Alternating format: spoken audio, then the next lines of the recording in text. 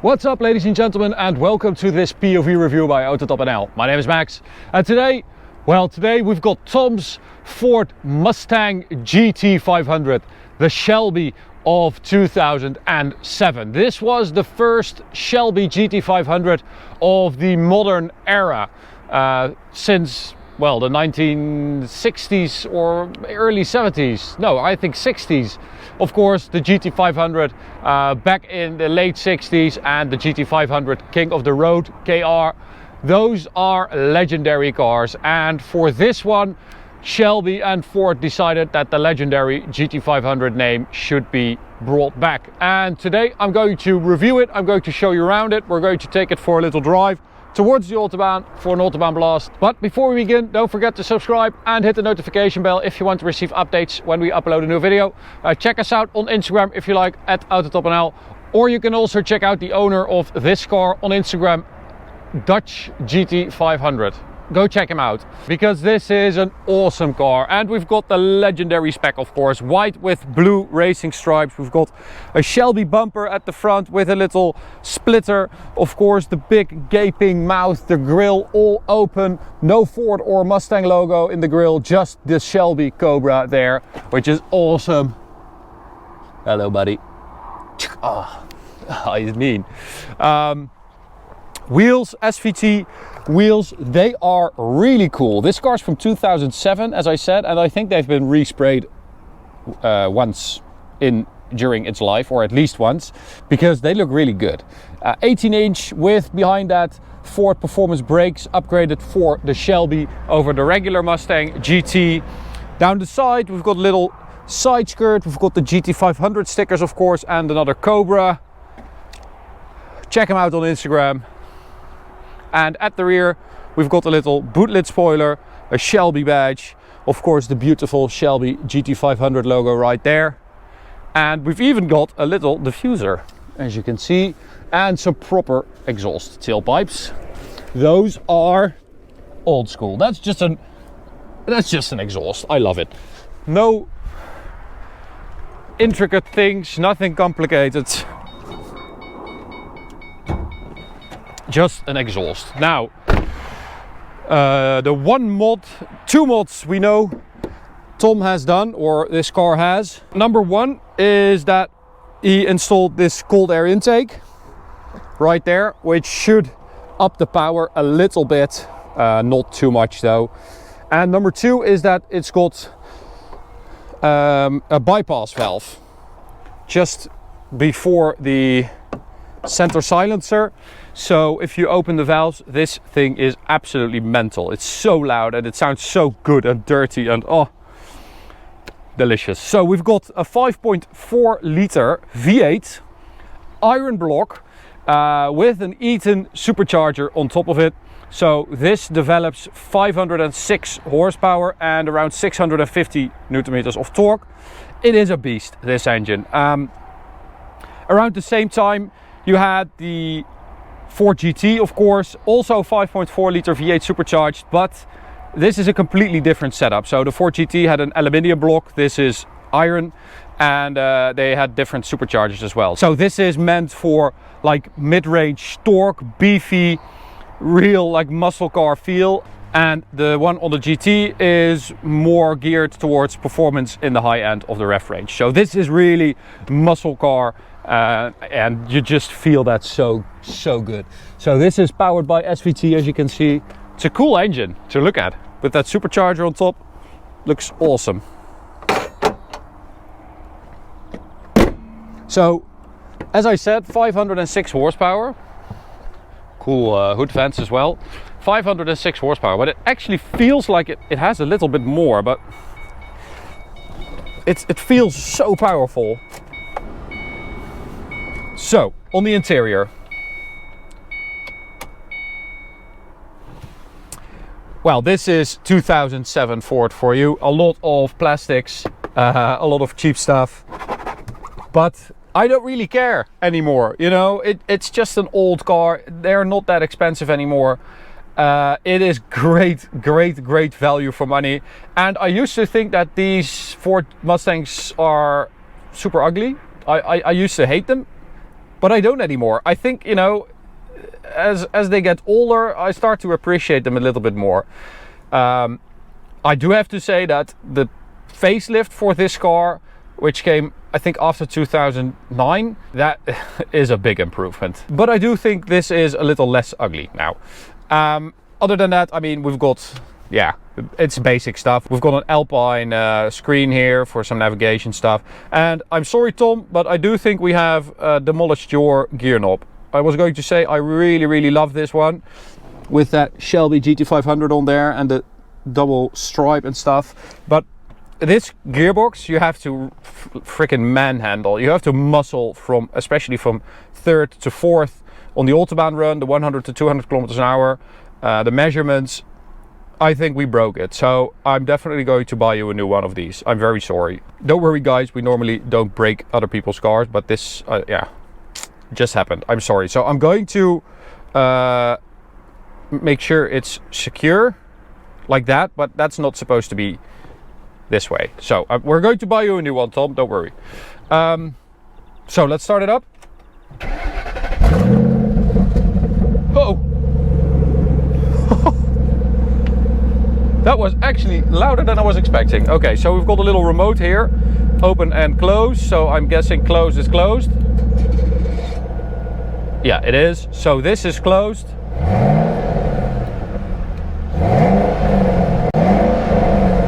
That's quite civilized. I'm not going to rev it too hard, but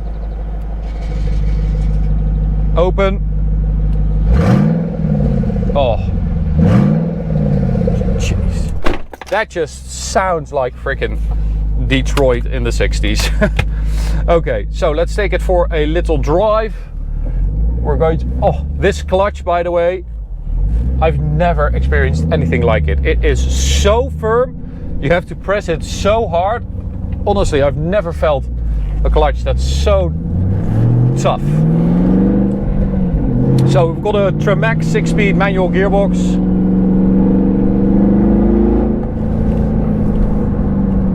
And we're going to go right.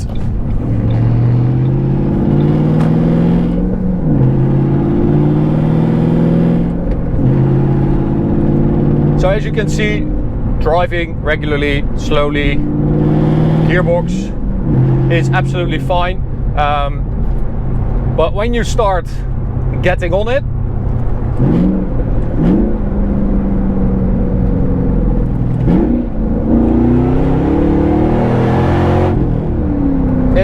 it really struggles to go into gear sometimes. Well, all the time basically. You really have to like force that gear. And I also think that if you're like at the top of the rev range and you let it settle for like half a second, it's also a lot better. So I don't know why that is. Maybe one of you guys knows. Let us know in the comments if you know why that happens. But I don't hate it because it kind of feels cool to really muscle your way through the gears. Oh, that thing is so loud. So apparently the in-laws of a subscriber of ours lives here on the right, and he is trying to lure us that way, but we always go left here. I'm sorry. Maybe one day we'll go right.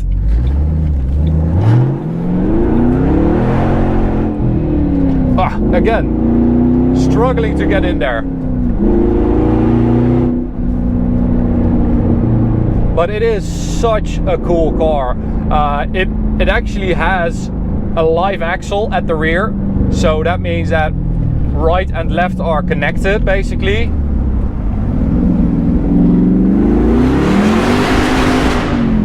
Oh!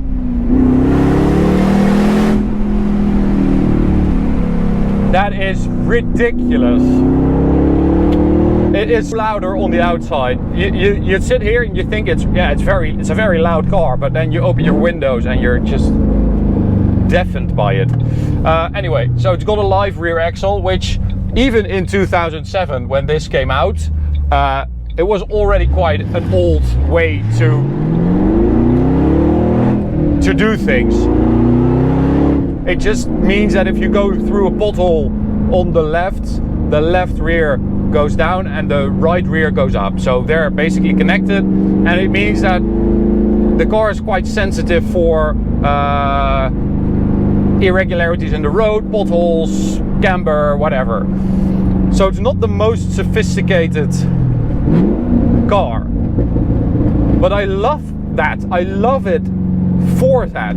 I think it just brings so much character to the car, you know, the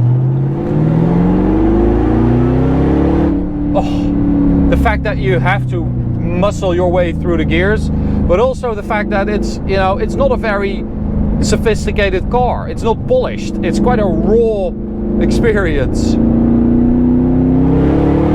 Oh, but it's so freaking fast.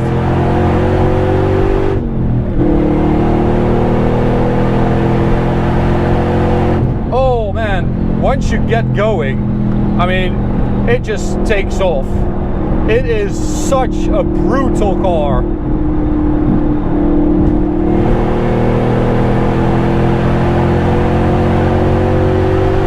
So, 6,000 RPM, red line.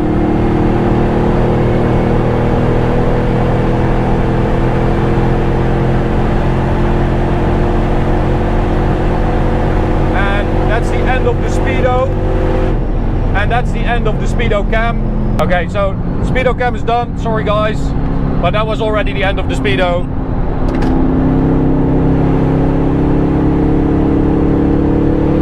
So that was 260. I thought it was limited at 250 kilometers an hour, but it's not. I think it will go really quick. I do think you could get close to 300 kilometers an hour in this. I don't know if you would want to, because I mean, it's quite an experience. Oh, those gears are weird as hell.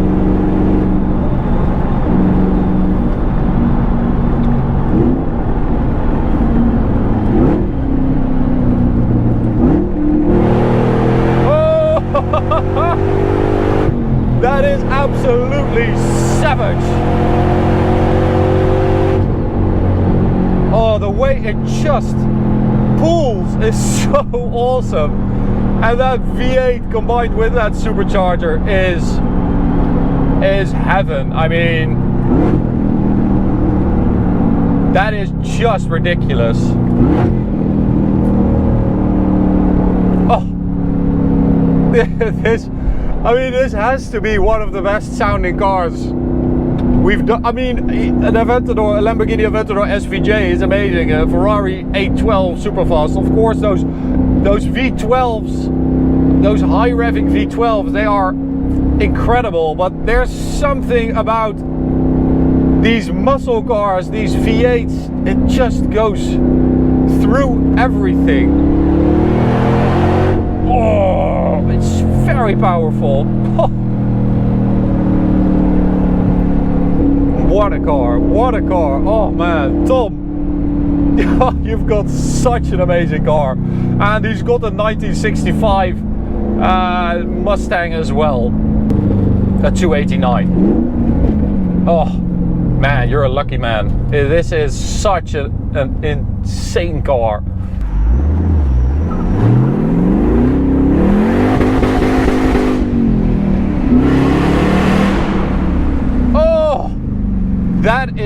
That is freaking heaven right there. Oh yeah. Oh, I don't know what I need one of these. I need a freaking V8 Mustang. Oh, that is just insane.